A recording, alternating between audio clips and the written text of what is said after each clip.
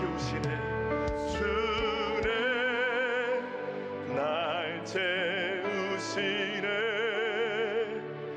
주네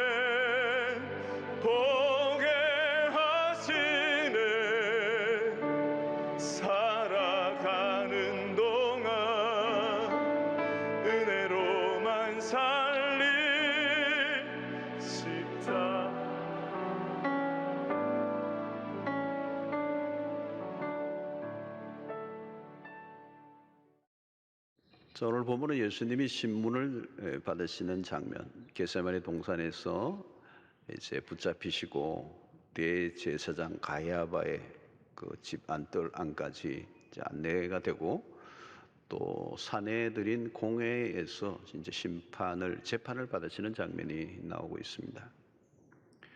여기 대제사장과 서기관과 장로들 이렇게 나옵니다. 특별히 그 당시에 가장 최고의 의결 기구는 산헤드린 공회입니다. 70인으로 구성되어 있고 의장과 포함하면 71인입니다. 예수님에 대한 이제 재판이 벌어지고 있는데, 사실은 지금은 밤중입니다. 그 당시 재판이 열려질 때 대체적으로 낮에만 재판을 하게 되고 밤에는 재판을 하지 않았습니다. 특별한 경우는 이제 하긴 하지만 밤에 사형 재판은 언도는 밤에 열린 재판으로서 열릴 수가 없었습니다. 그리고 이 월요일부터 목요일까지 공식적으로 재판이 이 사내들인 공회가 열리게 되고, 절기 안식일에는 또 열지 않았습니다. 그런데 지금 6월 절기인데 예수님을 밤에, 불법이라는 얘기입니다. 이 종교 재판이 불법적으로 치루어지고 있다는 것을 알려주고 있습니다.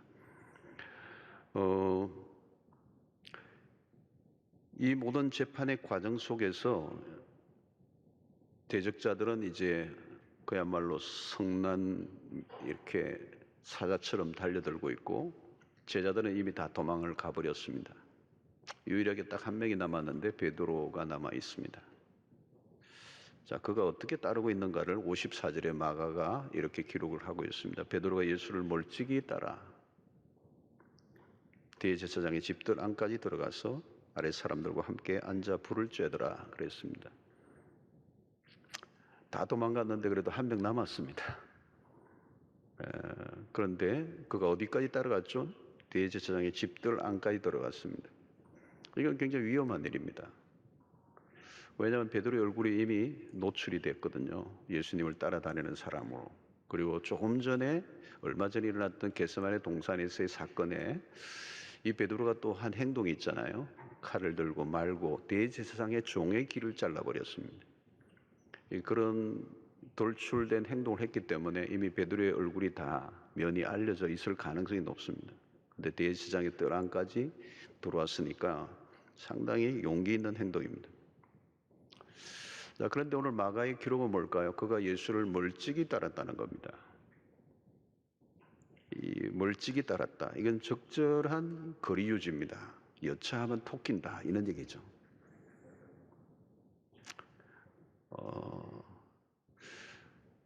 가까이 할 건가 말 건가 베드로는 지금 고민하고 거기 앉아 있는 겁니다.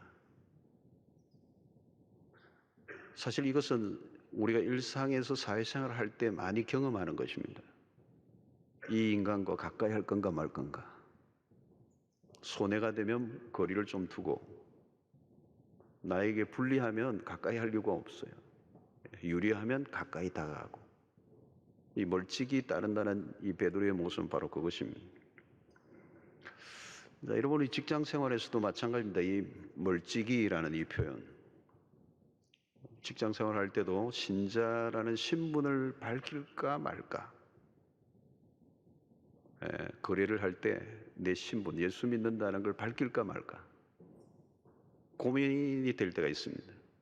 고민하는 이유가 뭘까요? 내가 예수 믿는다고 하면 이렇게 불리할까 유불리를 생각하기 때문에 계산을 하는 겁니다. 그 자신의 정체성을 밝히는 것을 계산하면서 밝힌다는 것. 우리가 예수 때문에 유익이 있고 복을 받는 건 it's okay. 그러나 손해를 본다, 더욱이 고난을 받는다, 이건 no. 지금 그 태도가 바로 멀찍이 따른다는 얘기입니다. 사실 여러분, 우리가 처음부터 딱 공포하고 나면 참 자유로운데, 공포하지 않고 눈치껏 산다는 게 참 힘든 겁니다. 자, 멀찍이 따르는 이 삶은 사실은 하루아침에 일어나는 일은 아니에요. 조금씩 이렇게 되는 겁니다. 베드로는 조금 전까지만 해도 겟세마네 동산에서 주님이 기도하실 때 함께 기도하지 않았습니다. 그것은 육체적인 필요가 아니고 영적인 문제라고 그랬습니다. 이미 베드로는 겟세마네 동산에서도 물론이고 그 전부터 조금씩 그는 멀어져 있었던 거죠. 언제나 여러분 어떤 행동에는 전조가 있습니다. 여러분 요즘도 그렇죠. 코로나 팬데믹으로 교회 나오는 횟수가 줄어들다 보면 마음도 멀어져요. 처음에는 주일 예배 빠지면 너무너무 불편해. 내가 주일을 빠지다니. 근데 몇 분 빠지고 나면 조금 덜 불편해져. 그리고 아주 많이 빠지면 편안해져요. 아주 자연스러워져요. 참 신기해요, 여러분. 언제나 그렇습니다. 변화는 어렵고요. 변질은 쉬워요.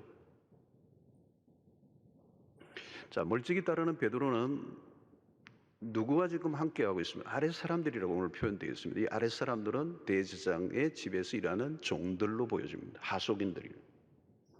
그들과 함께 불을 쬐고 있는 겁니다. 그 그리스상으로도 마찬가지로 멀찍이 관망하는 태도죠. 멀찍이 따르는 사람들의 특징이 있습니다. 안으로 깊이 들어가지 않아요. 주변을 맴도는 것입니다. 교회에서도 마찬가지입니다. 여러분, 교회 안으로 깊이 들어오지 않아요. 교회를 다니긴 하지만 아직 확신이 없어. 얽히기 싫어. 여러분, 이 멀찍이는 경계선에 서 있는 모습입니다. 어느 쪽에도 속하지 않는 모습. 베드로는 제자가 아니고 기회주의자로 전락해 있죠. 결국 멀찍이라는 이 표현은 도망을 치기 직전의 예비 단계. 멀찍이는 헌신이 아니고 도피로 가는 수순입니다. 베드로는 결국 예수님을 부인하고 도망을 칩니다. 그 첫 번째가 뭐예요? 바로 여기 멀찍이 따랐다는 거예요. 자, 여러분들이 신앙을 한번 진단해 보셔야 합니다. 교회를 몇 년 다니느냐가 그것을 묻는 게 아닙니다. 몇 년 다니냐가 별로 중요하지 않아요. 예수님과의 거리가 중요합니다. 30년 다녀도 예수님과 거리가 멀찍이. 1년 다녔는데도 굉장히 가까울 수 있어요. 횟수의 문제가 아니라는 거예요. 10년, 20년 다녀도 늘 멀찍이라면 그건 따른다고 말하기 어려워요.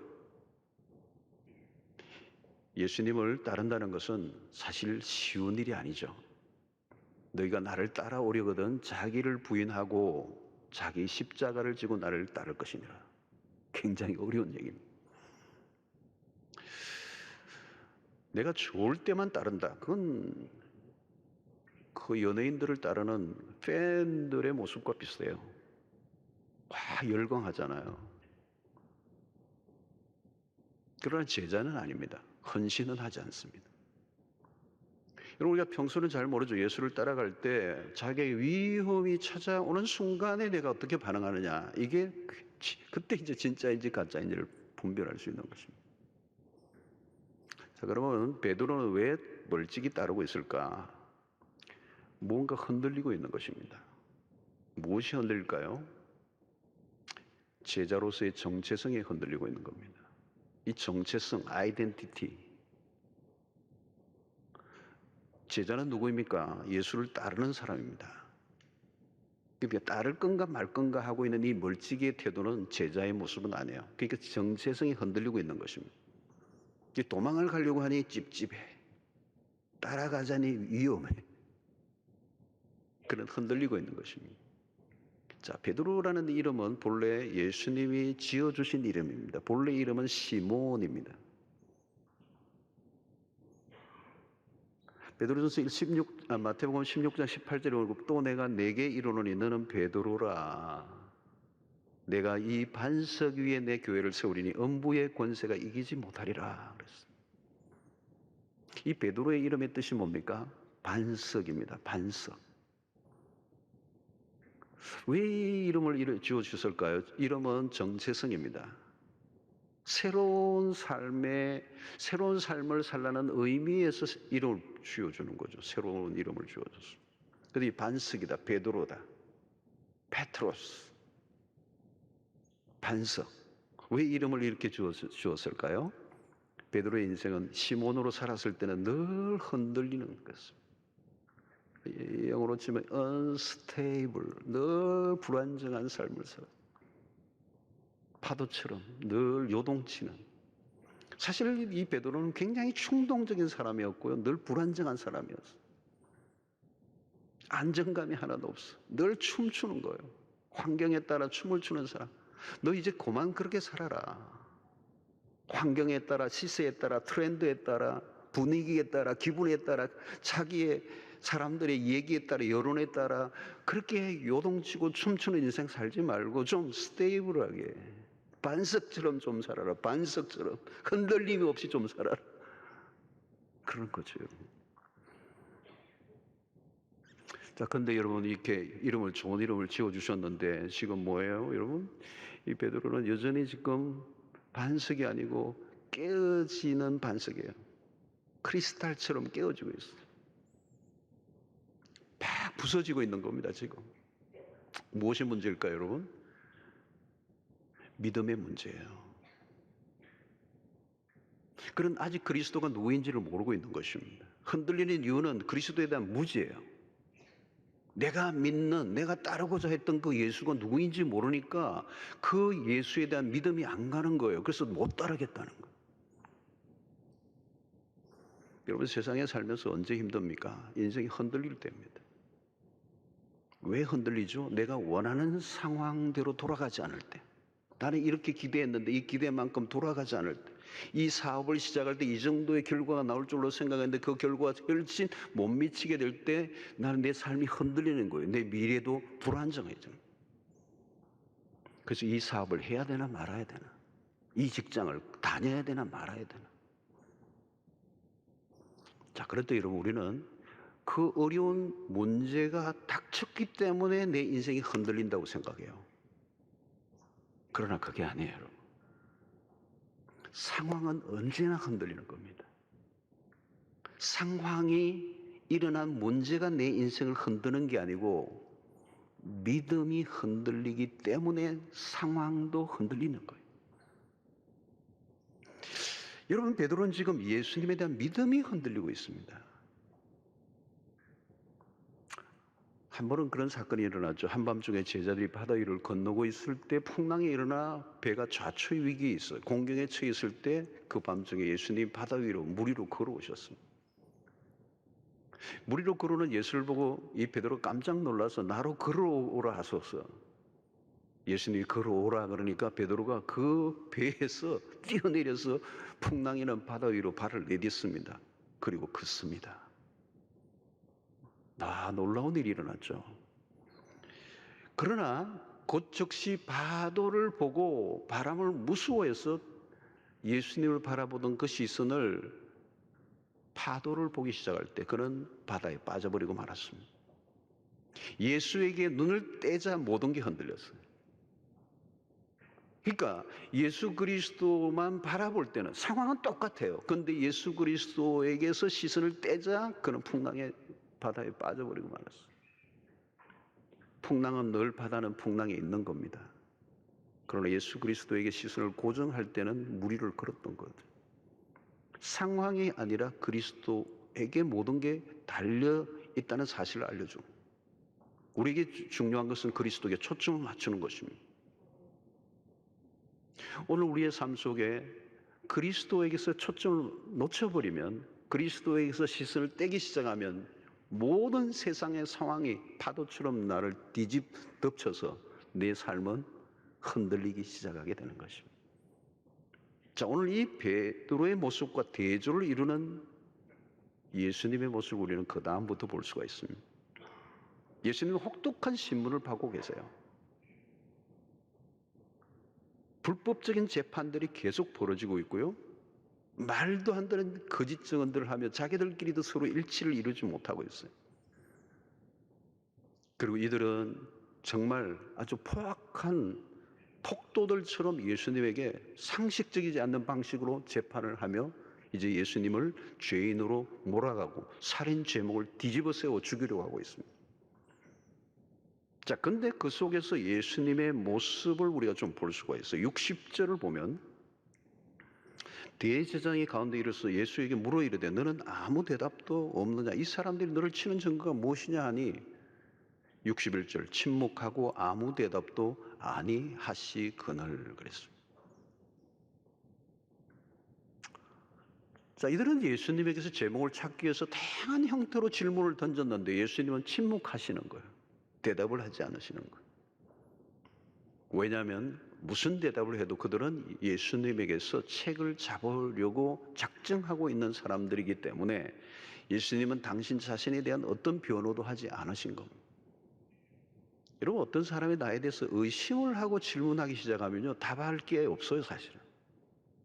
왜냐하면 그 의심에는 확신을 갖고 있기 때문에, 어떤 확신을 가지고 질문을 던지고 있기 때문에 내가 어떤 변호를 하고 설명을 해도 그는 못 알아들어요.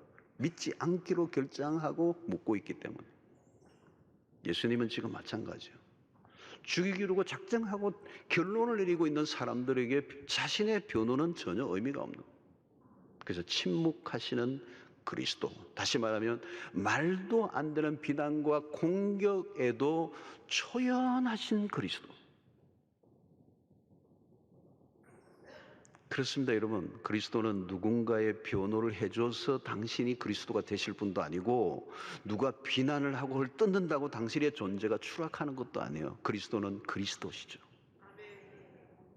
주님은 사람들의 평가에 휘둘리지 않으셨습니다. 주님은 요동치 않는 반석과 같이 그들의 그 거대한 종교 그룹 앞에 딱 버티고 계시는 거예요. 이사야 53장 7절을 보면 그가 곤욕을 당하여 괴로울 때에도 그의 입을 열지 아니하였으며, 마치 도수장으로 끌려가는 어린 양과 틀 깎는 자 앞에서 잠잠한 양같이 그의 입을 열지 아니하였도다 그랬습니다. 우리는 여기서 본문에 지켜봐야 될 그리스도의 모습은 뭘까요? 그 위협적인 분위기 앞에서도 조금 더 흔들림이 없으신 이 모습, 이것은 베드로와 전혀 다른 모습입니다. 예수님은 이제 가야바 앞에서뿐만 아니고 얼마 있지 않은 빌라도 총독 앞에서, 그리고 십자가 앞에서도 마찬가지입니다. 주님은 흔들림이 없는 반석이셨습니다. 베드로는 반석이지만 깨어진 반석이에요. 그러나 그리스도는 깨어지지 않는, 흔들리지 않는 반석이심을 우리에게 보여줍니다. 사랑하는 성도 여러분, 오늘 우리가 참 혼란한 시대를 살고 있습니다. 이 시대가 어디로 가고 있는지 다 길을 잃었어요. 어느 때보다 미래가 불통합니다. 어떻게 보면 전쟁터 같은 세상을 우리가 살고 있습니다. 특별히 기독교에 대한 적대적 분위기가 갈수록 더 세지고 있습니다. 우리의 신앙을 흔들어대는 문화들이 얼마나 강력하게 일어나고 있습니까?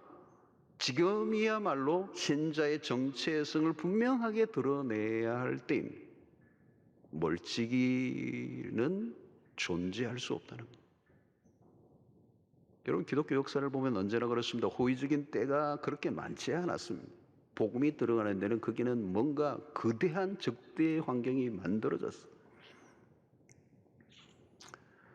특이한 것은 어려움이 오면 신앙은 두 갈래로 나누어집니다. 핍박이 올수록 신앙이 더 깊어지는 사람이 있는가 하면 더 멀어져가는 사람들이 있습니다. 코로나 팬데믹 상황에서도 마찬가지입니다. 코로나 이전보다 여러 가지 면에서 신앙생활에 어려움이 온 것이 사실입니다.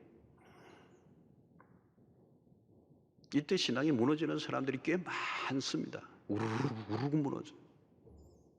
누굴까요, 여러분? 평소에 멀찍이 따르던 사람들입니다. 예수를 따르는 길에 확신이 없었던 사람들.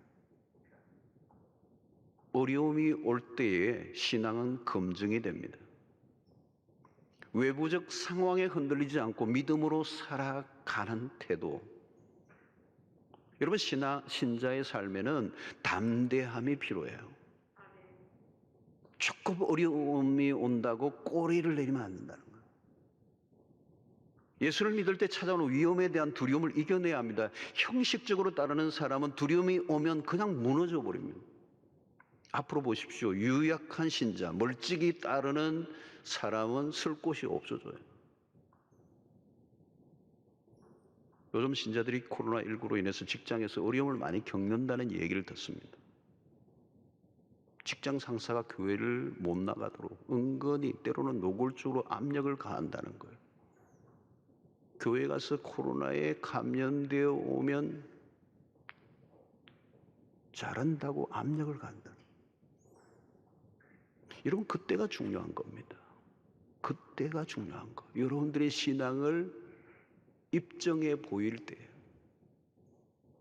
여러분, 우리는 세상에 흔들리면 안 됩니다. 교회가 전염병을 퍼뜨리는 온상이 결코 아닙니다. 언제나 전염병이 돌면 혐오 그룹을 찾게 되고 그들을 사회에서 배제시켜버리는 분위기가 형성되죠. 소위 말하면 여론몰이라는 거죠. 여러분, 교회가 전염병을 퍼뜨리는 것입니까? 아닙니다. 여러분, 교회 안에서 예배를 드리다가 감염되지 않아요. 우리 교회를 보십시오. 이렇게 많은 성도들이 2년여 동안 수많은 예배를 드렸지만 한 번도 교회 안에서 예배를 드리는 가운데 감염이 된 적이 단 한 번도 없습니다. 제가 거짓말하겠습니까? 단 한 번도 없었습니다. 감염된 분이 들어온 적은 있습니다. 들어왔어도 주변에 아무도 감염된 적이 없습니다.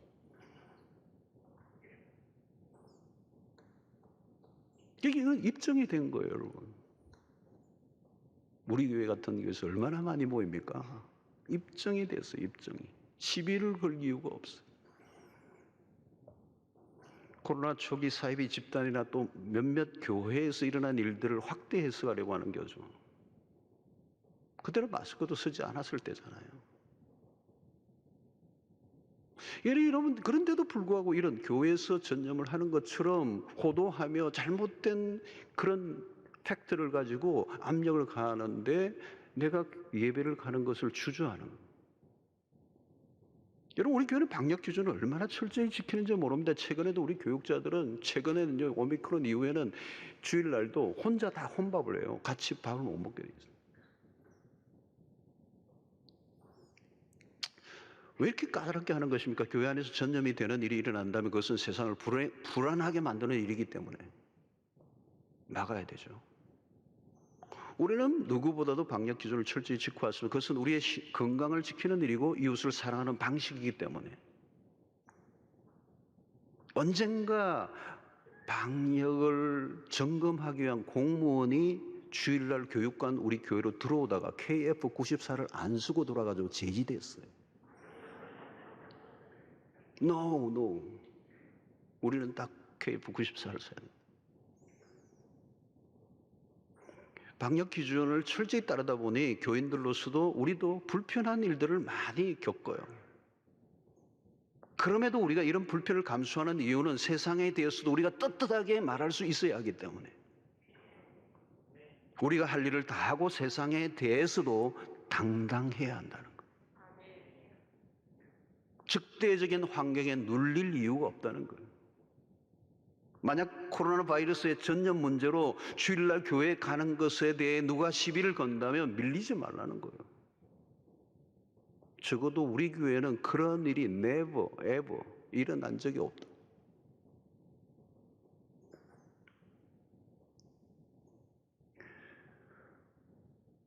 여러분, 신자에게 있어서 예배는 생명입니다. 생명입니다. 생명. 예배가 얼마나 중요한지 모릅니다. 여러분, 상상을 해보십시오. 우리가 예배가 없다면 주일날 교회에 나가 예배 드리는 것까지 눈치를 보면서 다닐 이유가 없어요. 당당해야 된다는 거예요. 여러분, 식당에 가보십시오. 맛집이나 가보십시오. 지금도 바글바글이에요. 만약 그런 논리라면 주일날 교회 가지 말라고 한다는 논리라면 카페나 식당에도 가지 말라고 해야 돼요. 지하철도 타서는 안 돼요. 여러분, 서울의 지하철은 얼마나 꽉꽉 탑니까? 아침에 출퇴근 시간. 논리가 안 맞는 거예요. 교회 가지 마. 너무 안 맞는 얘기. 물론 이러면 세상 사람들이 이상한 표현들을 쓰면 안 돼요. 여러분, 하나님이 우리 예배를 드리는 동안 바이러스가 침투가 안 된다. 예수 믿으면 안 걸린다. 성령 충만하면 바이러스가 도망간다. 이상한 소리 하면 안 돼요. 그건 다 헛소리 하지 말고.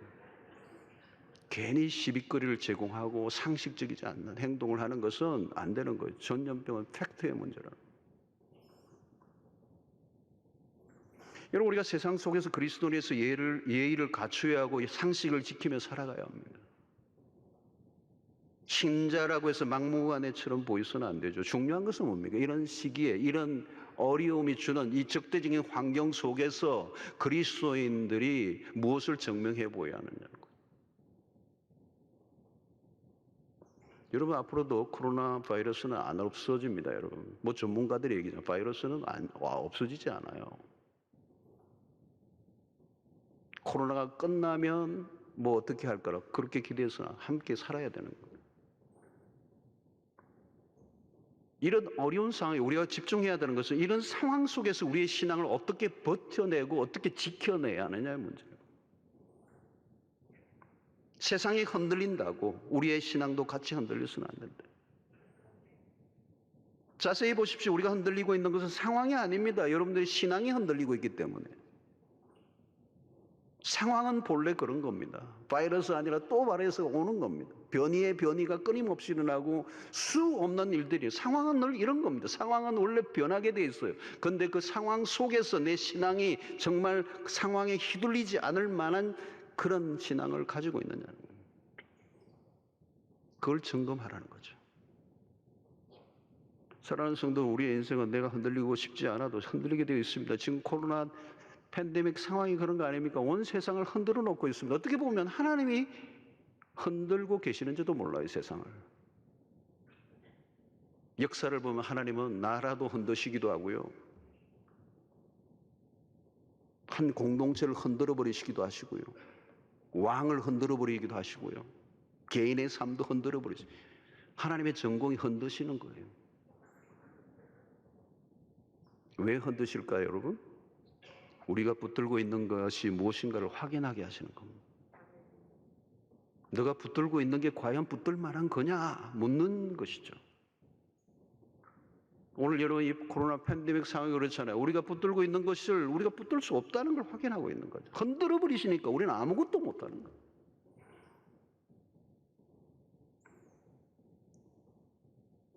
흔들리지 않는 것을 붙들라는 사인인 것입니다. 우리는 평소에 그런 생각을 하고 있지 않고 살아요. 열심히만 살면 되는 줄 알고 내가 꽉 붙잡으면 그게 영원할 것처럼, 요동하지 않을 것처럼 살아가지만 하나님이 훅 불기만 해도 날아가. 한 방의 훅이에요. 한 방의 훅. 여러분, 세상에 흔들리지 않는 것이 어디 있습니까? 우리가 붙들고 있는 것이 뭐가 견고한 것이 있습니까? 흔들리지 않는 그것은 세상에 존재하지 않아요. 오직 흔들리지 않는 것은 예수 그리스도, 그분의 하신 말씀만 영원하신 것이고 흔들리지 않는 거예요. 그러므로 우리가 삶이 흔들릴 때마다 내가 진리 안에 있는 것을 확인해야 합니다. 누가 무슨 말을 하느냐가 아니라 무슨 상황이 닥쳤느냐의 문제가 아니라 핵심은 내가 진리를 붙들고 있는가의 싸움이라는 거죠. 진리 안에 있으면 흔들리지 않습니다. 요한복음 8장 32절, 너무너무 기가 막힌 말씀이죠. 진리를 알지니 진리가 너희를 자유롭게 하리라는 거예요. 자유롭게. 여러분, 여기 진리를 알지니 할 때 이 알지니는 그냥 머리로 아는 그런 알을 말하지 않아요. 진리를 정말 내 온몸으로 체득하면 그 진리 안에 있을 때 그 진리의 힘이 나를 모든 속박으로부터 눈치 볼 이유가 없어요. 머뭇거릴 이유가 없어요. 당당하게 살게 한다는 겁니다. 그리스도만이 우리의 반석이 되셔야 합니다. 산상설교에서 주님은 모래 위에 집을 짓지 말라고 하셨습니다. 반석 위에 집을 지으라는 거예요. 진리 위에 세워진 집은 흔들리지 않습니다. 그러나 인간이 세운 집은 비가 오고 바람이 불면 무너져 버리는 거예요. 바로 베드로의 지금 모습입니다. 비가 오고 바람이 부니까 무너져 내려버리는 거예요. 요즘 많은 사람들이 메타버스에 관심을 많이 가지고 있습니다. 코로나 팬데믹 이후에 우리에게 주어진 굉장히 중요한 이슈 중에 하나가 메타버스. 많이 우리가 듣고 있습니다. 가상현실입니다. 가상인데 현실처럼 정감을 일으켜서 경험하게 하는 거잖아요. 이제 메타버스 초치도 지금 나오고 있어요. 존재하지 않는데 마치 존재하는 것처럼 온갖 것을 다 경험하게 해주는 세상. 가상이 현실보다 더 현실처럼 느껴지게 하는 세상. 근데 알고 보면 우리의 삶 전체가 메타버스인지도 모릅니다. 가상현실과 같아요. 믿음으로만 보이는 세계가 있습니다. 바로 우리의 눈에 보이는 것은 보이는 것이 아니고 보이지 않는 것이 보이는 것이다. 무엇이 가상이고 무엇이 현실인가를 분별하기 어렵다는 얘기입니다. 믿음의 눈이 없으면 가상이 현실이 되는 거. 우리의 눈에 보이는 지금 경험하고 있는 게 과연 현실일까? C.S. 루이스의 표현으로 얘기한다면 오늘 우리는 이 세상에 사는 삶이 그림자예요. 실체는 천국에 있는 거예요. 우리의 눈에 보이는 것은 잠시뿐이고 그냥 지나가 버리는 거예요. 인생은 모래 위에 지은 집과 같습니다. 한때는 대단했지만 언젠가는 사라져 버려요.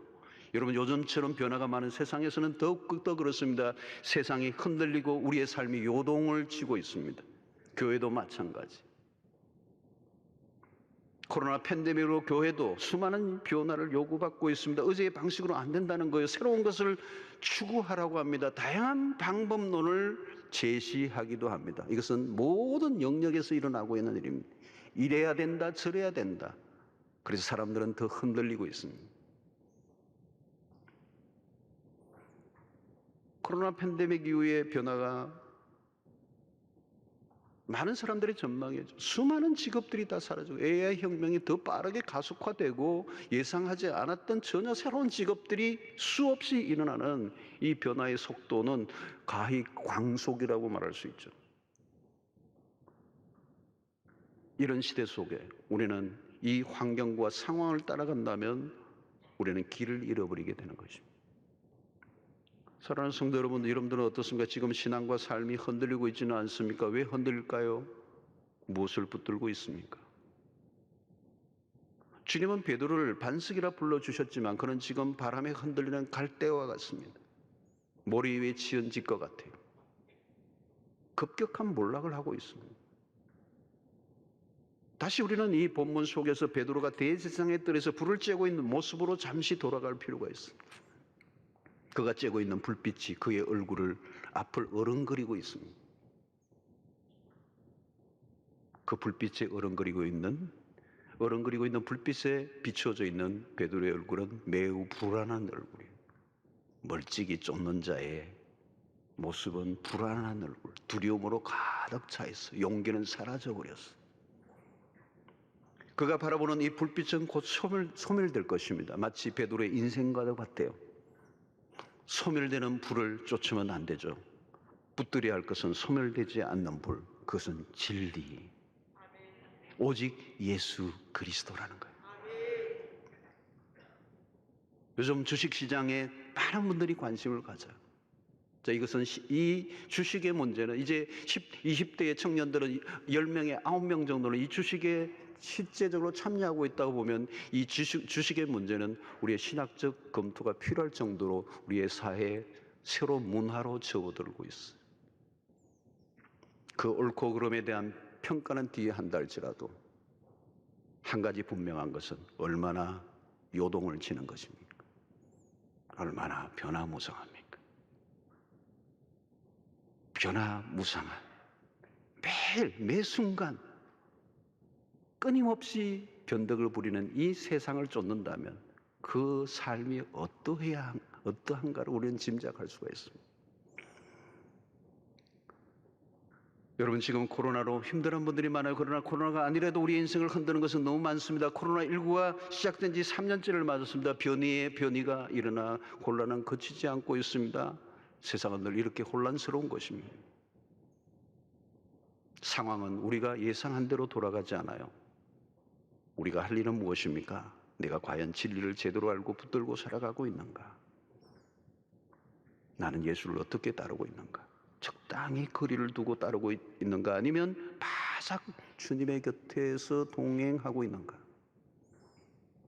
사랑하는 성도 여러분, 사람들 눈치 보지 마시고요. 좋은 조건과 기회를 찾지 마시고 좋은 조건과 상황이 아니라 예수를 따르기로 결단하고 힘들 때도 손해를 볼 때도 있고 고난이 올 수도 있지만 그 길만이 생명의 길이요 구원의 길이요 사는 길인 줄로 믿습니다. 여러분, 우리를 지켜줄 수 있는 것은 세상에 존재하지 않습니다. 진리는 우리를 속이지 않습니다. 흔들리지 않는 인생을 살아갈 수 있게 되기를 축원합니다. 이왕 예수 믿는 바에 멀찍이가 아니라 바짝 그리스도를 따라갈 수 있게 되기를 축원합니다. 애매모호한 지대에서 머뭇거리지 마시고 적당하게 신앙생활 하려고 하지 마시고 예수 외에 다른 길이 없습니다. 예수 외에 다른 길이 없어요. 반석되시는 요동치 않는 그리스도 위에 우리의 삶이 올려져 있게 되기를 축원합니다. 주님만을 적극적으로 따라가시기를 바랍니다. 죽어도 예수, 살아도 예수, 망해도 예수, 예수만이 답인 줄로 믿습니다. 엉거주춤, 애매모호한, 그래서 적당하게 멀찍이 예수를 따랐던 베드로, 그는 흔들리는 자였습니다. 주님 우리를 향하여 반석과 같이 살기를 원하십니다. 영원한 반석 되신 그리스도를 따라가는 일에 더 열심을 내는 이 코로나 팬데믹 상황, 흔들고 또 흔들리는 이 세상 가운데 우리로 하여금 흔들리지 않는 한 분만을 바라보라고 어쩌면 이 코로나 팬데믹 상황에서 우리의 인생을 흔들고 계시는지도 모르겠습니다. 오늘 주님을 더욱더 붙들기로 따라가기로 결단하는 여러분들 되시기를 주의 이름으로 축원합니다. 하나님 아버지, 오늘도 우리에게 주신 말씀을 통하여 다시 한번 우리의 신앙의 결단을 하는 시간 되게 하여 주시옵소서. 멀찍이 눈치껏 적당하게 따라가는 길에는 미래가 없음을 기억하고 요동치는 삶을 청산하고 요동치 않는 반석 되신 그리스도를 따라가며 그 위에 우리의 인생이 올려져 있게 하여 주시옵소서. 예수님의 이름으로 기도하옵나이다. 아멘.